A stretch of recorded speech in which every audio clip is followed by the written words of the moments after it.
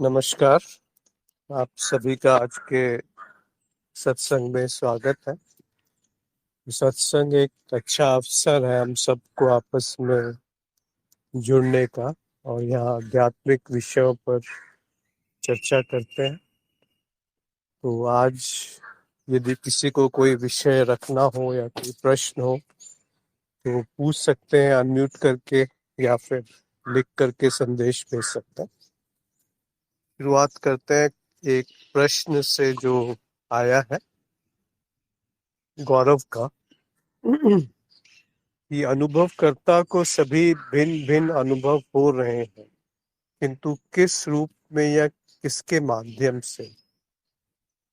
हमारी ही इंद्रियों के माध्यम से। उन्होंने स्वयं ही उत्तर भी दिया है, क्योंकि अनुभवों को इंद्रियों के माध्यम से ही अनुभूत किया जाता है, फिर चाहे वो इंद्रिय भौतिक हो या सूक्ष्म। तथा जैसा कि गुरुजी द्वारा पूर्व में भी बताया गया है कि इंद्रियों की संख्या अनंत हो सकती है। इससे अनंत प्रकार के अनुभवों को अनुभूत किया जा सकता है। इसके अतिरिक्त भगवत गीता में भी इंद्रियों के सहारे से ही विषयों के सेवन करने की बात कही गई है। क्या ये सही है? तो आपने स्वयं ही प्रश्न पूछ करके उसका उत्तर भी स्वयं दिया, तो ये मेरे हिसाब से सही है। पहली चीज कि कोई भी अनुभव जब होता है तो उसमें कोई ना कोई इंद्रिय रहती है। इंद्रिय के माध्यम से ही अनुभव किया जाता है। ये हम सभी का अनुभव है और तर्क से भी देख सकते हैं कि ऐसा ही हो रहा है। दूसरी बात ये भी है कि इंद्रियां भौतिक है। आपने जो लिखा है कि वो चाहे भौतिक हो या सूक्ष्म, तो इंद्रियां हमेशा सूक्ष्म ही होती हैं। वो केवल सापेक्षिक रूप से उसको कह दिया जाता है कि जो 5 इंद्रियां हैं, देखना सुनना, उनको भौतिक इंद्रियां कहा जाता है, और जो उससे सूक्ष्म है उनको सूक्ष्म इंद्रिय कहा जाता है। पर जो जिनको हम भौतिक इंद्रिय भी कहते हैं, वो वास्तव में अंग है जो भौतिक है। जैसे कि आंख, या स्पर्श के लिए त्वचा या जिह्वा, ये केवल अंग है जिनके माध्यम से संदेश जा रहे हैं। पर जो इंद्रियां हैं वो इसके पीछे हैं। जैसे देखने की इंद्री, अगर वो केवल आंखों के माध्यम से ही देख सकती वो इंद्री, तो स्वप्न में कैसे दृश्य दिखाई देता है? इसका अर्थ यह है कि वो इंद्रिय जो है वो सूक्ष्म है, और वो इंद्रिय के माध्यम से कुछ अनुभव हो रहा है। और गहराई में आप जाइए तो आप ये भी जांचने का प्रयास कीजिए कि इंद्रिय का अनुभव किस माध्यम से हो रहा है। तो बड़ा फिर विचित्र सा उत्तर मिलेगा कि कुछ है नहीं वहां पे, क्योंकि उसके बीच में एक और इंद्रिय को अगर आप लाएंगे तो वो भी तो अनुभव में आ रही है। तो इस तरह से ये अंतहीन चक्र बनता जाएगा। तो माया को समझने के लिए ये प्रतिरूप एक तैयार किया गया है, जिसमें ये कहा जाता है कि एक मॉडल बना दिया गया है नाद का। और वो नाद जब थोड़ा स्थायी होता है तो वही स्मृति, और उसके बाद और स्थायी होते होते वो इंद्रियों के रूप में प्रकट हो जाता है। और वो एक जगह केंद्र है। इंद्रियों का एक काम और है कि वो सीमित करती है अनुभव को, अन्यथा अनुभव का कोई अर्थ नहीं रह जाएगा। तो वो जो उसको बांधती है, उसको छोटा कर देती है इंद्रियां। तो एक केंद्र बिंदु सा लगता है कि मुझे यहाँ से प्रतीत होता है कि यहाँ से अनुभव हो रहा है। और वो केंद्र बिंदु अलग अलग जगह पे मूव करता रहता है, जाता रहता है। कभी अगर आप उस केंद्र बिंदु को कहीं और ले जाएंगे तो वो जो अनुभव की प्रतीति है वो कहीं और केंद्रित हो जाएगी। तो इसको आप थोड़ा मनन कीजिए, तो उत्तर मिलेगा कि सभी इंद्रियां जो है वो चित्त निर्मित है। इंद्रियां और शरीर लगभग एक ही है, क्योंकि अगर इंद्रियां नहीं होंगी तो शरीर का भी कोई अर्थ नहीं है। तो शरीर को आप इंद्रियों का संग्रह भी कह सकते हैं। और आप और आगे बढ़ाएंगे तो देखेंगे कि जो शरीर है, यानी कि जो इंद्रियां हैं और जो लोक है, वो एक साथ उत्पन्न होते हैं और एक साथ उनका विलय होता है। तो वो अलग कहाँ हुए? शरीर, लोक और एक अवस्था, जैसे जागृत अवस्था। जागृत अवस्था में कुछ इंद्रियां काम कर रही हैं और एक लोक है। ये तीनों कभी अलग अलग नहीं हुए। तो इसको अलग किस आधार पे मान लिया जाए? क्या वो अभिन्न नहीं है, एक नहीं है? और उसी तरह से जब अवस्था बदलती है तो आप पाएंगे कि इंद्रियां जो अनुभव ग्रहण कर रही हैं वो बदल गया, फिर लोक भी बदल गया, और साथ साथ आपकी जो स्मृति है उस वो भी बदल गई। कुछ अलग तरह के अनुभव होने लगे। ऐसे ही किसी पशु के अनुभव की तरफ आप अगर ध्यान ले जाएं तो उसका अनुभव कहाँ से शुरू हुआ, कैसे शुरू हुआ? बस अनुभव शुरू हो जाते हैं। तो इस पे थोड़ा मनन कीजिए। तो एक श्लोक है जो पातंजलि योग सूत्र में है कि किस तरीके से ये सृष्टि का निर्माण हुआ, उस प्रश्न का उत्तर उन्होंने दिया। तो उसको मैं यहाँ पे, ये है साधना पद में, जो कि दूसरा अध्याय है पतंजलि योग सूत्र में। उसमें उन्होंने कहा है कि दृष्टा दृश्य मात्र शुद्ध अपि प्रत्यय अनुपश्य। यानी कि जो दृष्टा है वही दृश्य है, उससे वो भिन्न नहीं है। शुद्ध अपि, और वो दृश्य भी उतना ही शुद्ध है जितना कि दृष्टा शुद्ध है। क्योंकि हम दृष्टा को तो शुद्ध मान लेते हैं, पर दृश्य में कुछ ना कुछ खोट निकालने लगते हैं, कुछ ना कुछ कमी दिखती है। पर उन्होंने कहा कि नहीं नहीं, जो दृश्य है वो भी उतना ही शुद्ध है जितना कि दृष्टा। प्रत्यय अनुपश्य है। जो भी आपको, अनुपश्य का अर्थ है दिखना, और प्रत्यय का अर्थ है प्रतीति, एक तरह से भ्रम या मिथ्या या माया। तो जो भी आपको दिख रहा है वो वैसा नहीं है जैसा कि आपको दिख रहा है। वो प्रतीति है, एक मिथ्या है, एक माया है। तो इस रूप में आप देखिए, ये है वास्तविक अर्थ अद्वैत का। या तो फिर इंद्रियों में और शरीर में और जगत में और इच्छाओं में और वो भाग दौड़ जो कुछ हासिल करना है या कुछ करके दिखाना है, वो शांत होने लगेगी। इसका अर्थ ये नहीं कि हाथ पे हाथ धर के बैठना है, पर मैं कुछ नहीं कर रहा हूँ, ये आभास जब स्पष्ट हो जाएगा तो वो भाग दौड़ समाप्त हो जाएगी। आंतरिक जो भाग दौड़ है, जो अंदर से आपका मन विचलित है, इधर उधर कुछ ना कुछ करता रहता है, कुछ ना कुछ योजना बनाता रहता है कि ऐसे करने से ऐसा होगा, ये अच्छा है, ये बुरा है। तो वो भाग दौड़ थोड़ा कम होने लगेगी, शांत होने लगेगी, क्योंकि वो कर्ता, वो अहम भाव, उसकी मिथ्या स्वयं प्रकट होती है। और वो केवल तभी है जब किसी गुरु के बात आपको समझ में आ जाए, जिसको पतंजलि ने फिर कहा है कि प्रमाण जो है वो तीन तरह के होते हैं: प्रत्यक्ष, अनुमान और आगम। तो जो आगम है उसका अर्थ है कि जो गुरुजनों के वाक्य हैं, जो शास्त्रों में लिखा है, जो अपने अनुभव से कहा गया है, उसको आगम कहा गया है।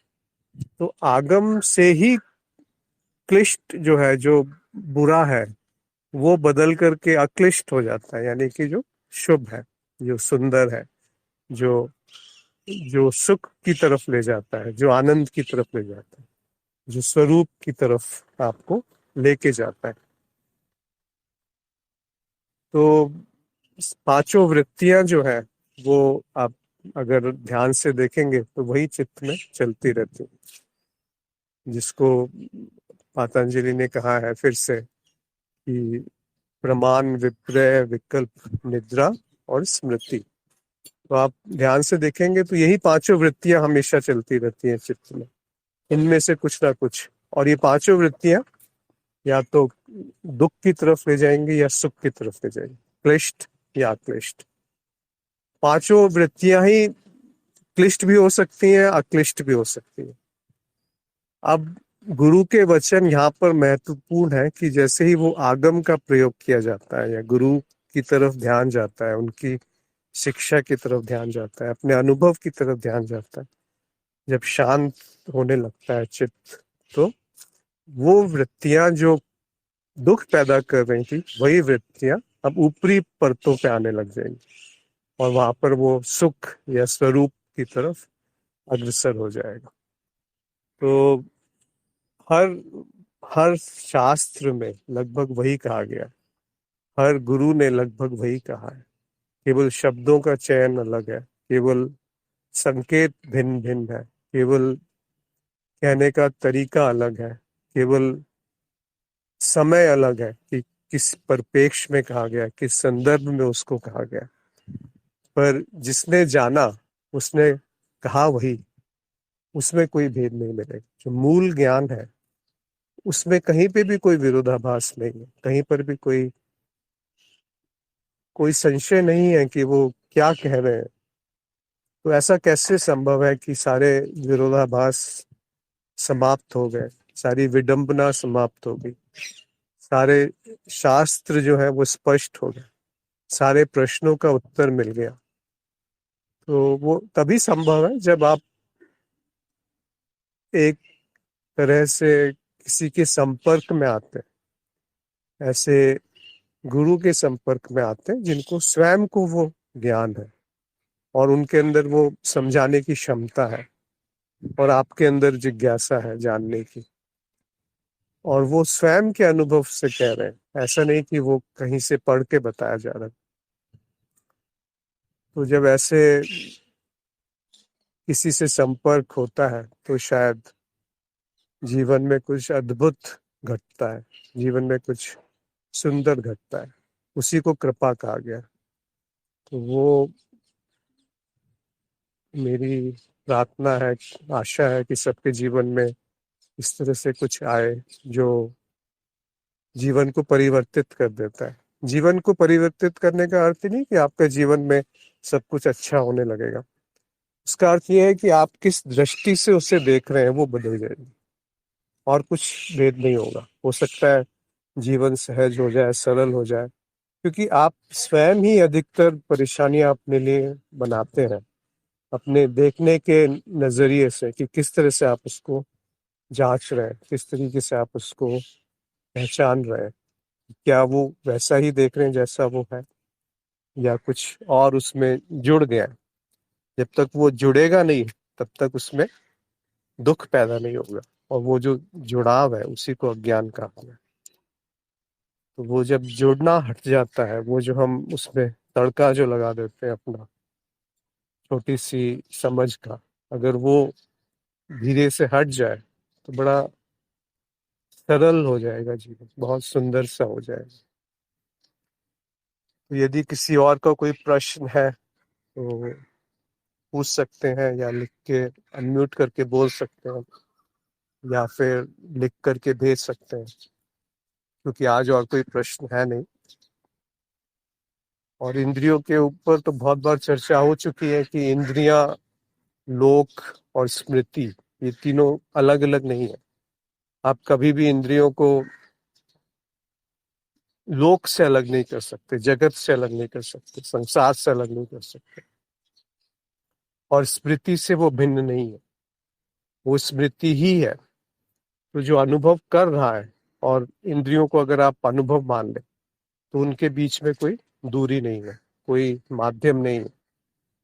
हम मन कह सकते हैं कि माध्यम है, पर फिर मन का अनुभव कैसे हो रहा है? तो बीच में कोई माध्यम नहीं मिलेगा। इसीलिए पतंजलि का ये श्लोक या सूत्र यहाँ पे लिखा है कि दृष्टा जो है वो खुद दृश्य है, और वो उतना ही शुद्ध है जितना कि दृष्टा, यानी कि अनुभव करता या साक्षी या आप स्वयं।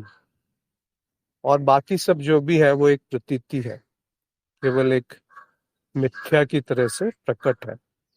प्रत्यय अनुपश्य। जो भी अनुपश्य का अर्थ है देखना, पर वो आप सारी इंद्रियों में लगा सकते हैं, देखना, सुनना, स्पर्श होना, स्वाद या गंध। यही 5 जो मुख्य इंद्रियां जागृत अवस्था में सक्रिय होती हैं। और कई सारी सूक्ष्म इंद्रियां हैं, जैसे विचारों को कैसे जाना जा रहा है, वहां पर तो कोई ऐसी भौतिक इंद्रिय या अंग नहीं दिखता जिसके माध्यम से उसको जाना जा रहा है। भावनाओं को कैसे जाना जा रहा है, सुख दुख की कल्पना को कैसे जाना जा रहा है। तो वहां पर जो माध्यम है उसको सूक्ष्म इंद्रिय कहते हैं, जो आप अपनी कल्पना से गढ़ लेते हैं। पर है तो वो भी एक अपरोक्ष अनुभव, सीधा अनुभव है, बीच में कुछ नहीं है। इसीलिए दृष्टा और दृश्य में कोई भेद नहीं है। दृष्टा स्वयं का ही अनुभव एक प्रतीति के रूप में कर रहा है, जैसे स्वप्न में होता है कि आप अपना ही अनुभव एक स्वप्न चरित्र के रूप में कर रहे हैं, एक स्वप्न वस्तु के रूप में कर रहे हैं, एक स्वप्न कल्पना मात्र है। और क्या है वहां पर वो पूरा एक लोक निर्मित हो गया। वैसे ही उसी तरह से आप समझ सकते हैं कि जागृत लोक में भी कुछ वैसा ही चल रहा है। ये केंद्र बिंदु उत्पन्न हुआ, उस केंद्र बिंदु से अनुभव शुरू हो गए। आपने तो वो केंद्र बिंदु नहीं बनाया, आपने तो वो अनुभव नहीं बनाया, आपने तो वो इंद्रियां नहीं बनाई, आपने तो वो जगत नहीं बनाया। पर दूसरे परिप्रेक्ष्य में वो आप ही हैं जिसने ये सब कुछ बनाया है। आप ही ने जगत बनाया, आप ही ने इंद्रियां बनाई, आपने बिंदु बनाया, आप ही ने अनुभव किया और अपना ही अनुभव किया। जब ये समझ में आएगा तो सारे झंझट, सारी परेशानियां, सारे दुख विलुप्त हो जाएंगे, गायब हो जाएंगे। रह नहीं सकते, टिक नहीं सकते। जैसे रोशनी के सामने अंधकार नहीं टिक सकता, उसी तरीके से इस ज्ञान के आगे दुख नहीं टिक सकता। अगर दुख है तो ज्ञान नहीं हुआ, और अगर ज्ञान है तो दुख नहीं रह सकता।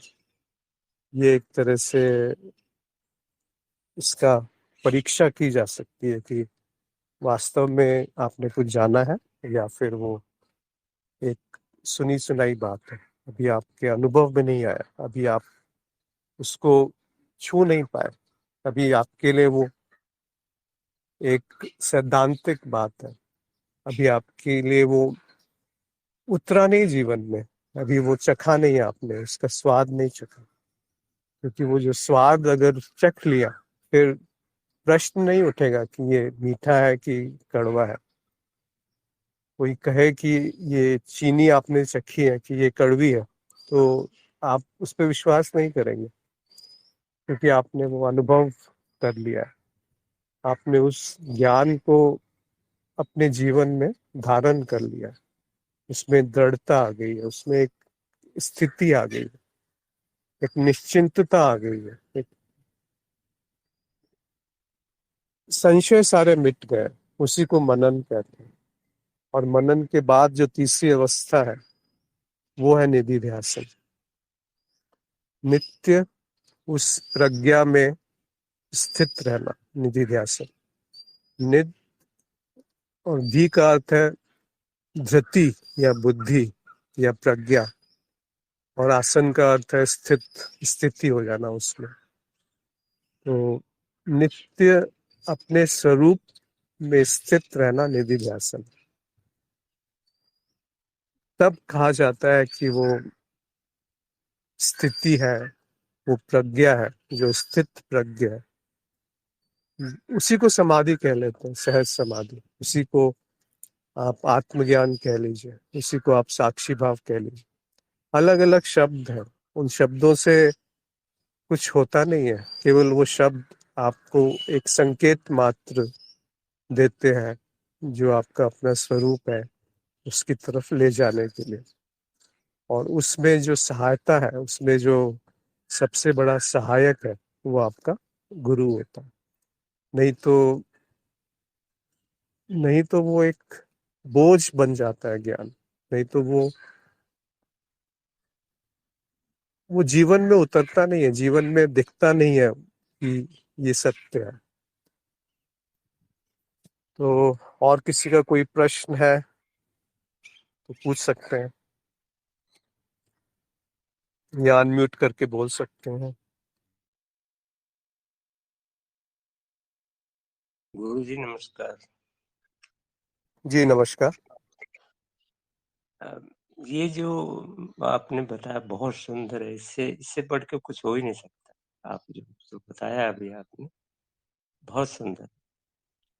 और दूसरा ये जैसे माया का है, प्रकृति का है, गुण कर्म से भाव के बिना तो ये चक्कर चल ही नहीं सकता। जो माया का चक्कर है जिसे हम सुख दुख अनुभव करते हैं, तो गुण और कर्म से भाव, ये तीनों चीज के बिना तो चलता ही नहीं है, या तीन गुणों के बिना नहीं चलता माया, सतोगुण रजोगुण तमोगुण।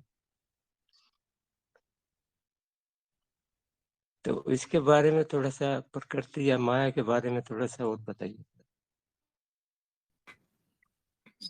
जी, माया को प्रतीति कहते हैं, मिथ्या कहते हैं, उसको त्रिगुणात्मक भी कहते हैं जो आपने कहा।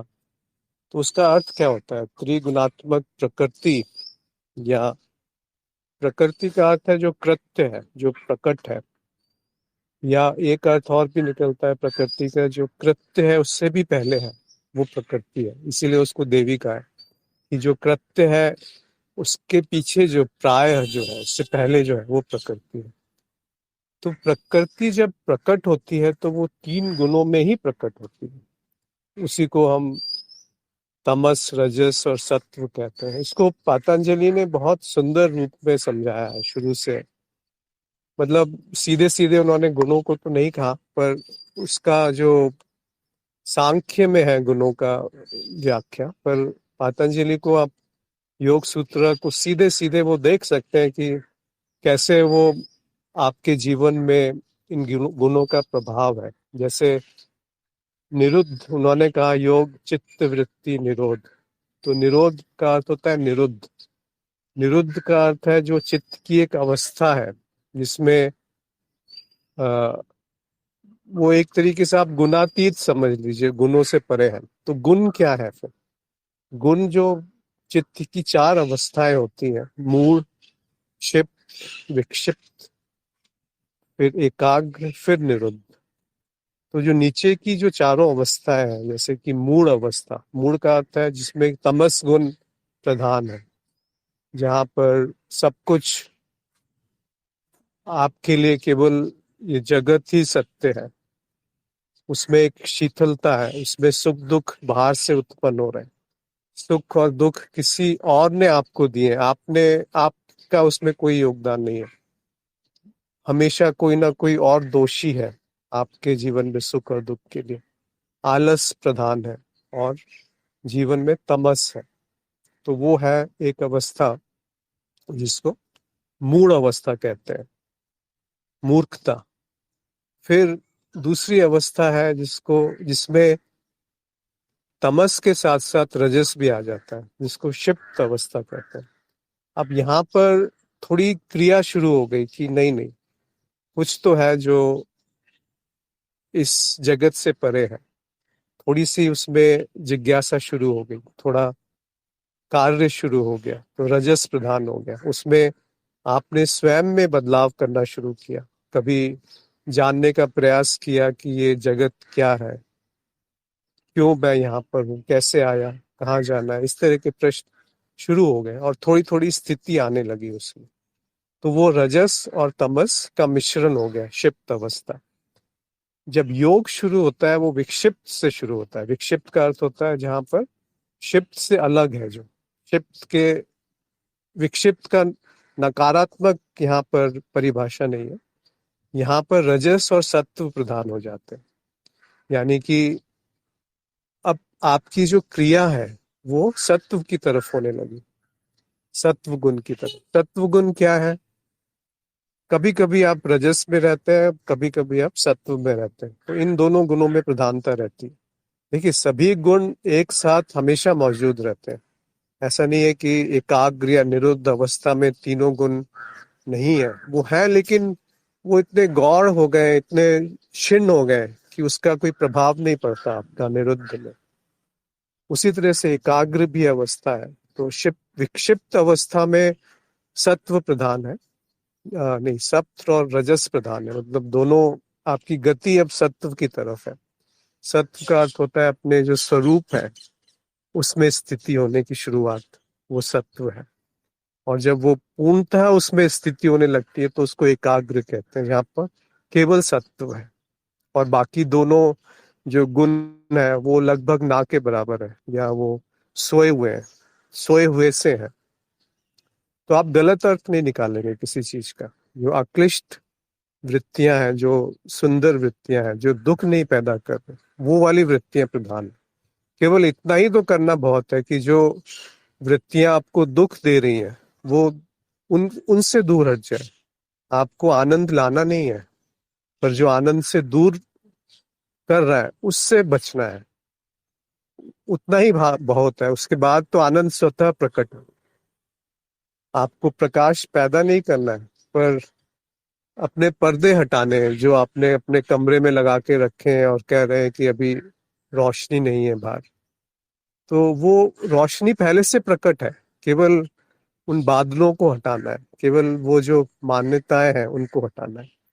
तो जो योग की शुरुआत है वो शुरुआत होती है विक्षिप्त अवस्था से, और एकाग्र अवस्था में आके वो स्थिर होने लगता है। केवल सत्य है वहां पर, और उसके ऊपर निरुद्ध है, जिसको गुणातीत अवस्था भी कह सकते हैं, या जहां पर आप ही माया है, और आप ही आप, और उसमें कोई भेद नहीं है, अद्वैत की अवस्था है। वही कैवल्यम है, वही सह समाधि है, वही ब्रह्म ज्ञान है, वही वास्तविक रूप से आत्मज्ञान भी वही है। तो आत्मज्ञान की शुरुआत और अंत केवल निरुद्ध अवस्था में ही होती है। उसको योग ने अलग रूप से परिभाषित किया। तो आपका जो आपने कहा कि तीनों गुणों के बारे में बताया, तो गुण अपना खेल करते रहते हैं, तो उनको, उनसे कोई विरोध नहीं है, उनसे कोई लड़ाई नहीं है। वो केवल देखना है कि वो अपना किस तरह से उनकी प्रक्रिया चल रही है, किस तरीके से वो जीवन को प्रभावित कर रहे हैं। और वो जो जीवन है आप उसके दृष्टा है। तो ये गुण आपको फिर तंग नहीं करेंगे, परेशान नहीं करेंगे, क्योंकि आप हमेशा ही निर्लिप्त है। दृष्टा जो है वो कभी भी दृश्य से प्रभावित नहीं होता है, ये शुरुआत में कहा जाता है। फिर धीरे धीरे आप जानते हैं कि जो दृश्य है वो भी दृष्टा स्वयं है। फिर फिर बुद्धि शांत हो जाएगी। फिर इसके बाद भी यदि बुद्धि चल रही है तो इसका अर्थ हुआ कि जो भी बात जानी गई थी वो केवल बौद्धिक एक सूचना थी, एक एक और बोझ इकट्ठा कर लिया था। पर इसका ये भी तात्पर्य नहीं है कि उसका कोई महत्व नहीं है। शुरुआत तो बौद्धिक या सैद्धांतिक रूप से ही होती है कि ऐसी भी कोई संभावना है। फिर उसको अनुभव और तर्क पे जांचना चाहिए, और उसमें गहराई से स्थित होना चाहिए। ऐसा नहीं कि किसी ने कह दिया इसलिए विश्वास करना, परंतु ऐसा ही है, आपके जीवन में भी वही घट रहा है। सदगुरु की यही विशेषता होती है कि वो कुछ थोपते नहीं है आपके ऊपर, वो केवल वो दिखाते हैं जो आपका स्वयं का अनुभव है, उसकी तरफ इशारा करते हैं।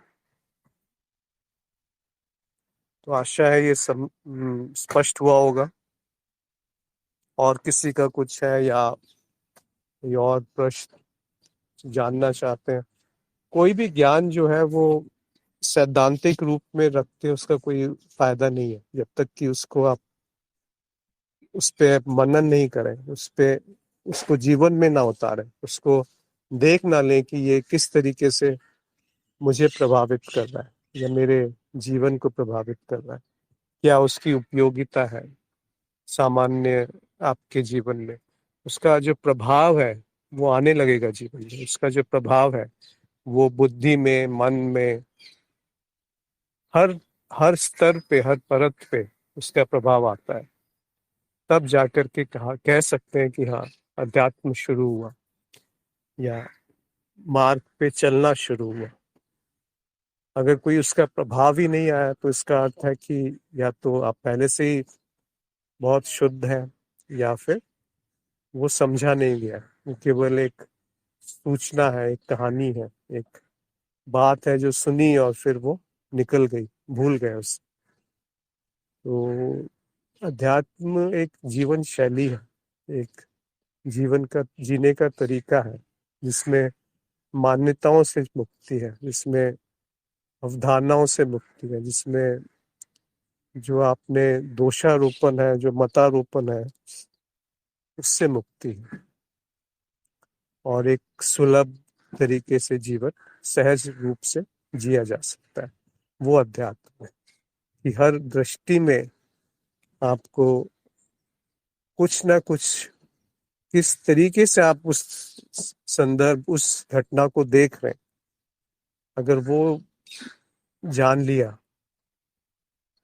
तो जीवन सहज हो जाएगा। कि आप इसको बदल सकते हैं ना, कि कैसे आप उस घटना को, एक ही घटना को एक व्यक्ति एक दृष्टिकोण से देखता है और एक अन्य व्यक्ति उसको, उसी घटना को दूसरे दृष्टिकोण से देख सकता है।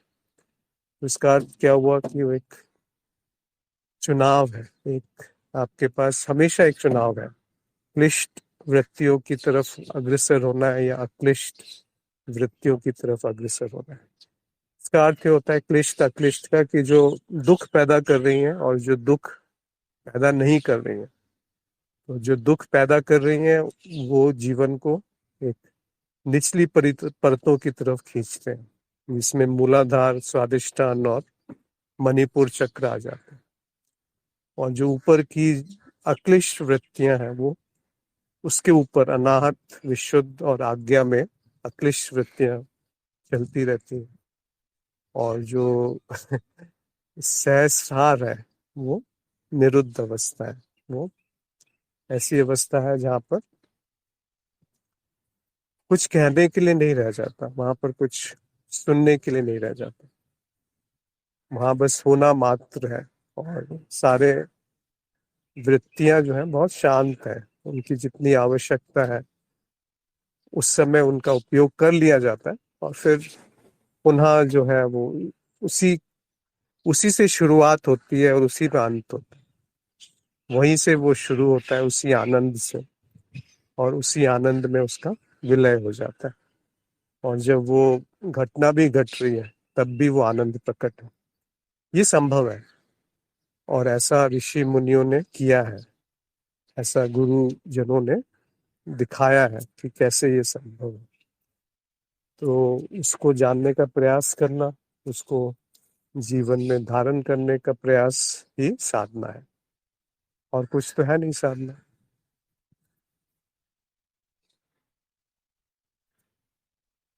और किसी का कोई प्रश्न हो या कोई विषय जिस पे बात करना चाहे?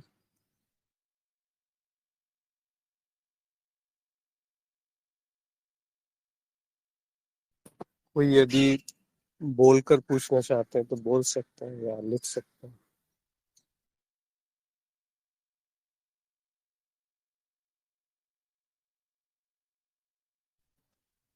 संजीव ने पूछा है कि जीवन में ध्यान कैसे करें।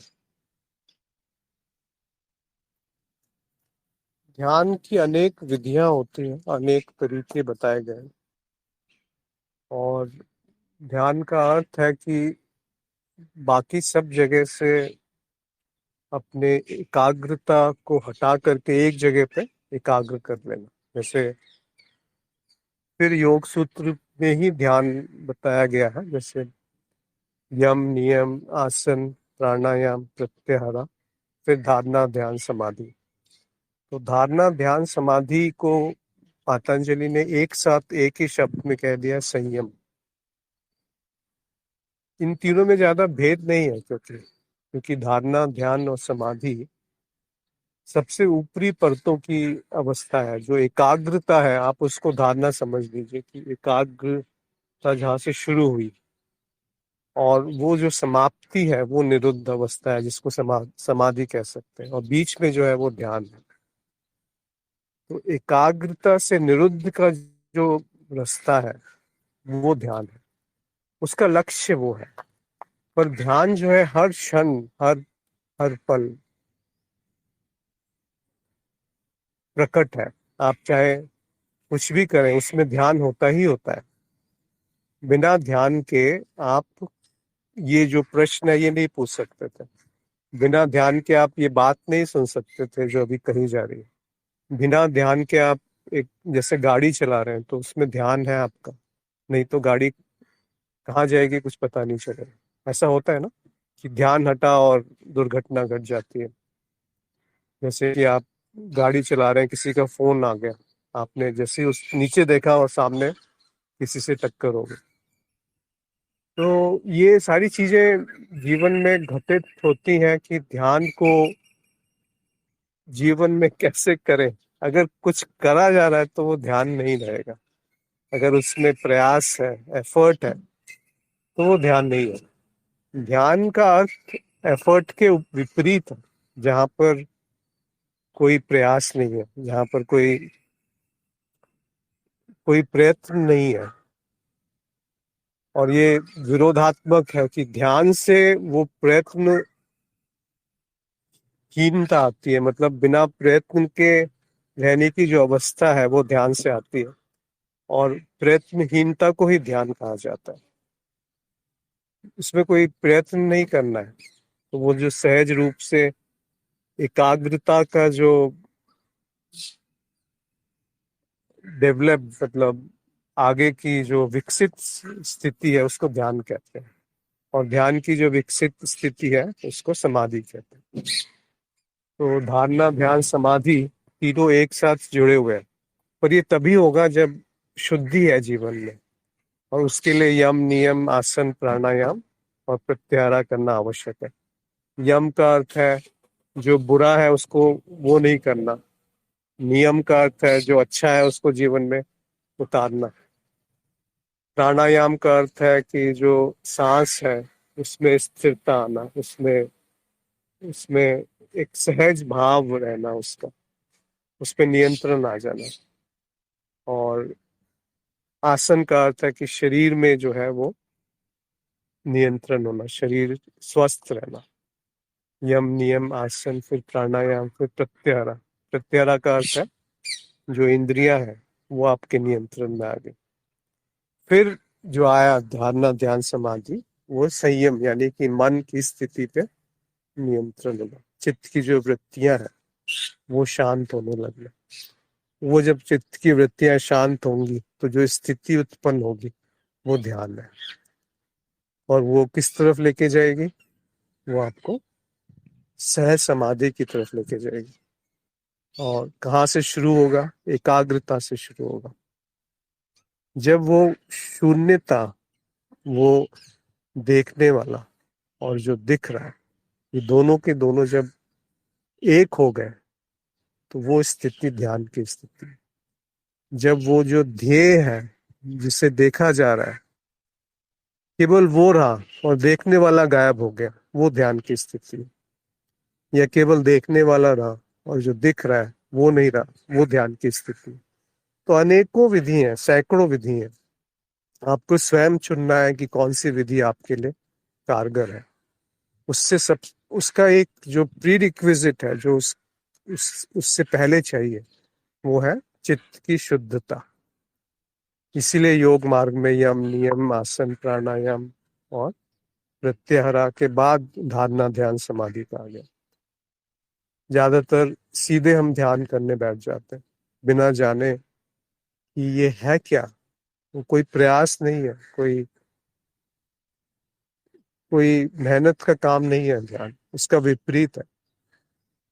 वो जो मेहनत है, वो जो प्रयास है, उसको छोड़ना ध्यान। तो वो ध्यान फैलता है। एक ध्यान है जो एकाग्रता में वो सिकुड़ता है, और ध्यान में वो एकाग्रता छूट करके फैलने लगती है। तब ध्यान होता है। तो एक है एकाग्र करना, फिर उसको छोड़ देना। तो एकाग्र करना शुरुआत है, उसके बाद उसको छोड़ देना ध्यान है। फिर उसमें मेहनत नहीं आएगी, फिर उसमें ज्ञान होना आवश्यक है, उसमें शुद्धि होना आवश्यक है, उसमें एक गुरु का मार्गदर्शन आवश्यक है, उसमें सही सही सही लक्ष्य आवश्यक है। और वो आपके लिए एक सिद्धि है। जो ये सिद्धि है ध्यान, ये बहुत बड़ी सिद्धि है। अगर ध्यान नहीं होता तो आप कुछ जान नहीं सकते थे, कुछ ग्रहण नहीं कर सकते थे, कुछ उसको प्रोसेस नहीं कर सकते। कभी कभी आपने देखा होगा कि पूरा का पूरा आप एक पैराग्राफ पढ़ जाएंगे, पूरा पेज पढ़ जाएंगे, पर कुछ समझ में नहीं आएगा, क्योंकि ध्यान इधर उधर बिखरा हुआ है। और कभी कभी वो इतना तेज होता है कि जो आपने पढ़ा वो सब घटनाएं आपस में जुड़ जाती हैं, और उसका संदर्भ, उसकी जो चीज है वो पूर्ण रूप से प्रकट होता है, क्योंकि वहाँ एकाग्रता है और ध्यान जो है वो फैलने लगा है। तो आपकी स्मृति में, या आपकी स्मृति के बाहर की जो स्मृति है, उसमें जो छपा है, उसमें जो अंकित है, वो भी उस क्षण प्रकट होने लगता है। उसके लिए शुद्धि बहुत आवश्यक है, उसके लिए सही ज्ञान बहुत आवश्यक है, उसके लिए सही गुरु बहुत आवश्यक है। जब तक ये तीनों नहीं है तो ध्यान करना समय समय नष्ट होगा उसमें, क्योंकि आपने ध्यान की एक परिभाषा बना ली होगी कि आधे घंटे तक एक ही स्थिति में बिना हिले हुए बैठना, मन को नियंत्रित करना, विचारों को भगा देना, या बुरे विचार नहीं आना, या जो दो विचारों के बीच में जो स्थिति है वहां पे टिके रहना, ये सब ध्यान है। सांसों पे को देखते रहना ध्यान है। ये सब ध्यान है, कोई गलत बात नहीं है, पर वो एक पूरा पूरा संपूर्णता से आपको उसको देखना है, अकेले नहीं देख सकते। अगर आप गलत काम करके आएंगे, दिन भर उल्टे सीधे कृत्य करेंगे, ध्यान कैसे होगा? अगर किसी को हिंसा है, किसी की जीवन में आप तहस नहस मचा रखी, तो ध्यान कैसे होगा? और अगर ध्यान है तो जीवन में तहस नहस भी मचा सकते हैं, तब भी वो हिलेगा नहीं, भूलेगा नहीं। जैसे कृष्ण थे, हम सोचते हैं कि एक छोटा सा गलत काम हो गया तो अपने आप को कोसने लगते हैं। कृष्ण को कभी आपने दुखी देखा? उन्होंने तो पूरी महाभारत में एक तरह से युद्ध के लिए प्रेरित किया अर्जुन को। फिर भी ऐसा तो नहीं है कि बाद में वो अपने आप को दोषी मानने लगे कि मेरे कारण युद्ध हुआ, मैंने गलत कर दिया। तो ध्यान वो स्थिति है जहां पर आप संपूर्णता के साथ जुड़ गए, उस उस स्रोत के साथ जुड़ गए जो आप स्वयं है। फिर सही गलत की परिभाषा ही बदल जाएगी। फिर जीवन की जो दृष्टिकोण है वो पूरी तरह से बदल जाएगा। लक्ष्मी का एक प्रश्न है कि सबके अनुभवकर्ता में इतनी भिन्नता क्यों है?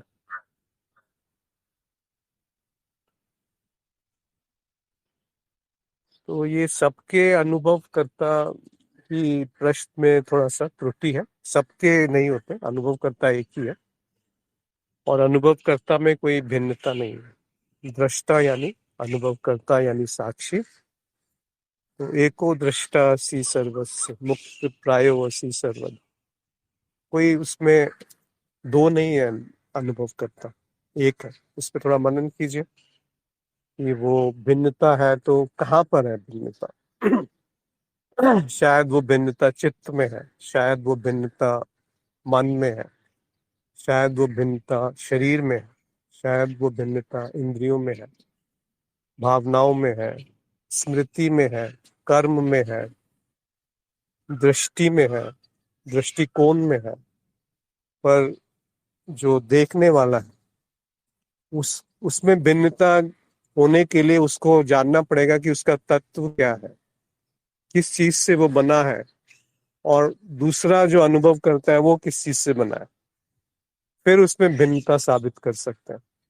पर यहाँ पर परेशानी ये है कि उसको जानने वाला कौन है जो दूसरे के अनुभवकर्ता को जान रहा है और उससे वो तुलना कर रहा है अपने अनुभवकर्ता के साथ, फिर उसको भिन्न मान रहा है। तो आप देखेंगे बहुत बड़ा यहाँ पर एक त्रुटि है, मान्यता है कि जो इस शरीर से अनुभव हो रहा है वो अनुभव करता इस शरीर का है, और जो किसी अन्य शरीर से अनुभव हो रहा है वो अनुभव करता उस शरीर का है। ऐसा कुछ है नहीं ना। थोड़ा सा मनन कीजिए, थोड़ा सा। आप तो काफी समय से हैं ज्ञान मार्ग, तो ये तो बहुत ही मौलिक प्रश्न है कि अनुभव करता एक है कि अनेक है। जैसे चांद है, वो एक दृष्टिकोण से देखेंगे तो अलग दिखता है, उसी चांद को कहीं और बैठ करके देखेगा तो अलग दिखेगा, पर है तो वो एक। जैसे उस चांद की जो छवि है वो एक कटोरी के पानी में, एक नदी के पानी में, एक तालाब के पानी में और समुन्द्र के पानी में अलग अलग दिखेगी, पर है तो वो एक ही। इसी तरह से थोड़ा मनन कीजिए कि वो अलग कैसे हो गया, उसका जो गुण है, उसकी जो अभिव्यक्ति है, उसमें क्या भिन्नता है। थोड़ा सा मनन कीजिएगा इसको तो उत्तर मिलेगा। प्रीति ने पूछा है, जैसे अनंत लोक बोले गए हैं, यानी कि देवलोक, स्वर्ग लोक, विष्णु लोक, पितृ लोक आदि आदि, काल्पनिक है या सत्य है? ये काल्पनिक सत्य है, यानी कि जैसे कल्पना में आप सब कुछ सत्य मान लेते हैं, अगर अभी इस क्षण आप आप आप सब स्वीकार कर रहे हैं, अभी इस क्षण आपके मन में कोई संशय नहीं है, अभी इस क्षण आप एक तरीके से आनंद में है, तो वही स्वर्ग लोक है। यानी कि वैसा लोक जिसमें स्वर्ग में भी तो स्व आ गया ना, जो स्व है और उसमें स्थिति है तो वो स्वर्ग है। और उसी तरीके से नर्क भी आप स्वयं निर्माण करते हैं इसी क्षण। उसके लिए दूर जाने की आवश्यकता नहीं है, उसके लिए शरीर त्यागने की आवश्यकता नहीं है कि शरीर त्यागने के बाद स्वर्ग और नर्क कहीं से उत्पन्न होंगे। ये दोनों मन की स्थिति है। पर इनको समझने के लिए, जैसे पितृलोक है, तो पितृलोक का अर्थ क्या होता है कि जो आपके पूर्वज हैं, जिन्होंने शरीर त्याग दिया, वो किसी एक, देखिए अनंत लोक संभव है। अभी इस क्षण भी आप देखेंगे कि अगर 700-800 करोड़ जनसंख्या है पूरे विश्व में, तो हर व्यक्ति अपने एक लोक में जी रहा है। दो व्यक्तियों के लोक एक जैसे कहाँ है? तो अनंत लोक है। आप स्वयं भी कभी स्वप्न लोक में होते हैं, कभी सूक्ष्म लोक में होते हैं, कभी जागृत अवस्था में होते हैं, कभी एक शहर में होते हैं, कभी दूसरे शहर में होते हैं, कभी प्रसन्न होते हैं, कभी दुखी हो जाते हैं। तो अनेक लोक जो है वो आप स्वयं निर्माण करते हैं। तो दो तरह से इसका उत्तर दिया जा सकता है कि एक तरह की जहाँ अधिकता हो उसको हम लोक कह देते हैं, एक अवस्था को एक लोक कह देते हैं। जैसे जागृत अवस्था, इसको मृत्यु लोक कहा गया है पृथ्वी को। फिर मृत्यु के बाद की जो है वो अनुभव तो अब उन्हीं को होंगे जिनकी मृत्यु हो चुकी है। पर ऐसा तर्क से जाना जा सकता है, या जो गुरुजनों ने कहा है उससे जाना जा सकता है कि मृत्यु उपरांत भी जो स्मृति है वो कभी कभी प्रेत लोक में जा सकती है, यानी कि निचले लोकों में जा सकती है, या ऊपरी लोकों में जा सकती है, जिसको देवलोक भी कहते हैं। फिर आया, आपने कहा कि विष्णु लोक, और विष्णु लोक, ये पूरी सृष्टि ही विष्णु लोक है। और देवलोक यानी कि जहाँ देवतागण रहते हैं। अब ये लोकों पे थोड़ा अध्ययन करना चाहिए, अगर आपको रुचि है तो। ये कार्यक्रम ज्ञान मार्ग समाप्त होने के बाद तंत्र बोधि कार्यक्रम भी गुरुजी ने शुरू किया है, उसमें आप ज्वाइन कर सकते हैं, जुड़ सकते हैं। तो वहां पर ही बहुत विस्तार में बताया है कि कैसे कैसे लोग, कितने तरह के लोग होते हैं। वैसे तो बहुत जगह बताया, बुद्ध ने भी अनेकों लोक बताए हैं, और पाताल लोक, भूलोक, और जो स्वर्ग लोक, देवलोक, अलग अलग लोक हैं। तो लोक का अर्थ क्या है? लोक का अर्थ कोई स्थान नहीं होता, क्योंकि स्थान जो है वो चित्त निर्मित है। उस आधार से अगर आप देखेंगे तो सारे लोक काल्पनिक है, चित्त की निर्मित अवस्थाएं हैं। तो जैसा थोड़ी देर पहले बात कर रहे थे कि एक लोक और एक इंद्रिय और एक विशेष स्मृति, ये तीनों हमेशा एक साथ उत्पन्न होते हैं। तो किसी भी लोक में आप किसी भी क्षण जा सकते हैं। ये स्वतंत्रता हर मनुष्य के पास एक संभावना के रूप में उपलब्ध है कि हर क्षण आप किसी भी लोक का भ्रमण कर सकते हैं, क्योंकि लोक कोई स्थान नहीं है, वो चित्त की एक स्थिति है। चित्त की स्थिति बदलने से, जैसा संजीव ने पूछा ध्यान, तो ध्यान एक जगह से दूसरी जगह, अब जगह ये शब्दों की सीमा है, पर फिर भी एक स्थिति से ध्यान जब दूसरी स्थिति में जाता है तो कह सकते हैं कि वो लोक बदल गया, कह सकते हैं कि वो अवस्था बदल गई। अवस्था के बदलते ही लोक बदल जाता है। तो वो अवस्था जो है, जागृत में भी आप सूक्ष्म का अनुभव कर सकते हैं, और सूक्ष्म में रहते हुए जागृत की स्मृति बनी रह सकती है। जैसे स्वप्न में जागृत की स्मृति बनना संभव है, जब तक ये अनुभव ना हो तब तक इस पर विश्वास मत कीजिए। और जागृत में सारी संभावनाएं हैं, वैसे ही स्वप्न में भी चेतना बनने को साक्षी भाव बना रखा जा सकता है, सूक्ष्म में भी बना रखा जा सकता है, और अंत में निद्रा में भी साक्षी भाव या चेतना बन सकती है। जब ये अखंड हो जाती है, उसी को तुरीय अवस्था कहते हैं। तुरीय का अर्थ चौथा नहीं होता, तुरीय का अर्थ है जो इन तीनों अवस्थाओं में अखंड रूप से मौजूद है, वो तुरीय। तो ये अभ्यास से और वैराग्य से और ध्यान से और कृपा से और शुद्धता से और समर्पण से संभव है कि ये जाना जाए अपने अनुभव से। किसी की बात पे ये विश्वास नहीं करना कि अखंड है, ये तो आप देख पाएंगे, क्योंकि आप ही अखंड है जो जागृत, स्वप्न और सुषुप्ति में एक साथ है।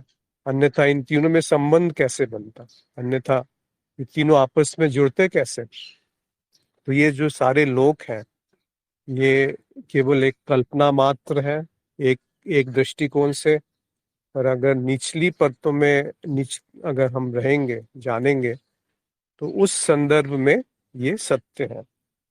पर आपके संदर्भ में आपका जो होना है, इस समय जो सुन रहा है, इस समय जो देख रहा है, इस समय जो जान रहा है, उसके संदर्भ में ये सब कोरी मिथ्या है, कोरी कल्पना है, ऐसा कुछ है नहीं। राम कुमार पंडित ने लिखा है कि निद्रा अवस्था में कैसे जाने कि मैं चेतना में हूँ। जब जान जाएंगे तो ये प्रश्न नहीं रहेगा। ये प्रश्न है तो इसका अर्थ है वो जाना नहीं। जैसे जागृत अवस्था से शुरू कीजिए। आप जागृत अवस्था में कैसे जानते हैं कि मैं चेतना में हूँ कि नहीं हूँ? वैसे ही उसी को आप एक आगे कदम बढ़ाइए तो देखेंगे कि स्वप्न में मैं कैसे जानता हूँ कि चेतना है कि नहीं है। फिर एक कदम आगे बढ़ाइए, सूक्ष्म में कैसे जानूंगा कि चेतना है कि नहीं है। फिर ये उत्तर आएगा कि निद्रा में मैं कैसे जानूं कि चेतना है कि नहीं है। तो सीधे वहां मत छलांग लगाइए, चेतना जागृत से शुरू कीजिए, और आप देखेंगे कि जो चेतना अगर जागृत में नहीं है तो ये असंभव है कि वो निद्रा तक पहुंच पाए, क्योंकि निद्रा जो है वो सबसे सबसे निर्वचनीय स्थिति है। निद्रा में और ध्यान में एक ही फर्क है कि निद्रा में चेतना नहीं होती और ध्यान में चेतना होती। तो इसको थोड़ा सा मनन कीजिए कि जब निद्रा में चेतना आ गई तो वो ध्यान पूर्ण हो गया, फिर वो तुरीय अवस्था आ गई एक तरीके से, क्योंकि सबसे आखिर में निद्रा में चेतना पहुंचती है। सबसे पहले जागृत अवस्था में पहुंचती है, फिर स्वप्न में, फिर सूक्ष्म में, और अंत में निद्रा में।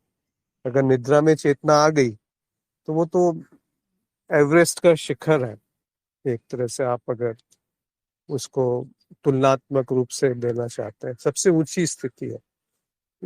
वही स्थिति तुरीय की अवस्था है, क्योंकि उसमें फिर आपकी अखंड चेतना तीनों स्थितियों में बन गई है, तभी निद्रा में चेतना बनी है। तो किसी पे विश्वास मत कीजिए, विश्वास करके कुछ फायदा नहीं है। अपने अनुभव में जांचिए, अपने अपने आप को शुद्ध कीजिए, तभी तो उसका फायदा है ना। अगर किसी गुरु ने बोल दिया या किसी व्यक्ति ने बोल दिया कि मेरी निद्रा में चेतना है और ऐसा ऐसा होता है कि केवल अंधकार दिखता है, और मुझे पता होता है कि वहाँ अंधकार है, कुछ हो नहीं रहा है, लेकिन मैं हूँ, इससे क्या फायदा होगा सुन के? आप कुछ मिलने वाला है? जब तक आपने स्वयं, देखिए, जो चीज आप स्वयं अनुभव करके जांच सकते हैं उस पर क्या विश्वास करना, उस पर क्यों विश्वास करना? खुद उसको परखिए कि क्या ऐसा संभव है।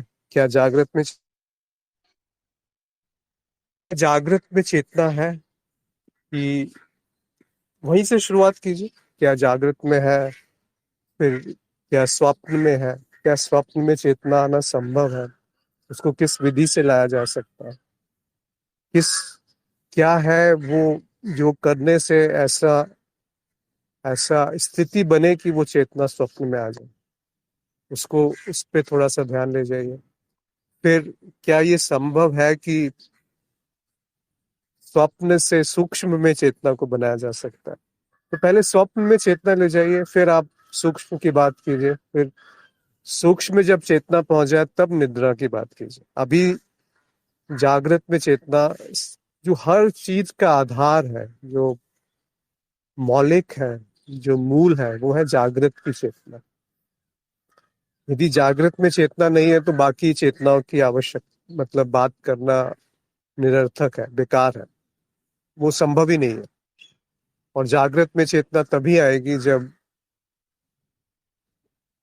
ज्ञान अज्ञान का नाश होगा, जब शुद्धता होगी जीवन में, जब प्रेम का प्रेम झलकेगा, स्वभाव में आ जाएगा, जब आनंद जो है वो जागृत में प्रकट है, फिर बाकी स्थितियों की चेतना की आपको चिंता नहीं होगी। तो इसीलिए मौलिक रूप से जागृत में चेतना बनाइए, तो बाकी अपने आप घटेगा, प्राकृतिक रूप से घटेगा। उसको तेज क्यों करना चाहते हैं?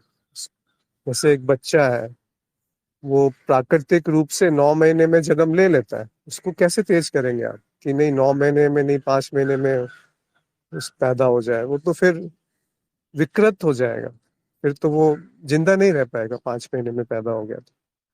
वैसे ही चेतना है, उसको समय दीजिए, उसके जो मौलिक स्थिति है वो तैयार कीजिए। जैसे एक खेत होता है, खेत में आप बीज डाल दीजिए, उसमें थोड़ा पानी दे दीजिए, उसको देखिए कि रोशनी सूर्य की है वो आ रही है वहां पर।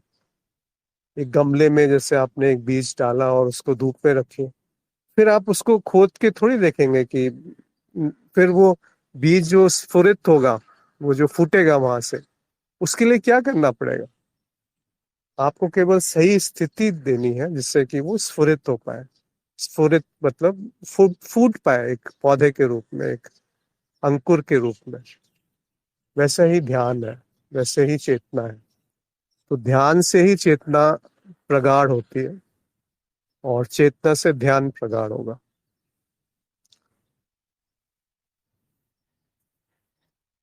मुझे लगता है आज यहाँ पर हम समाप्त करेंगे। अगर किसी का कोई प्रश्न है अभी भी तो पूछ सकते हैं, अन्यथा अगले शनिवार को सत्संग में पुनः मुलाकात होगी। और आप सबका आज जुड़ने के लिए बहुत बहुत आभार। नमस्कार।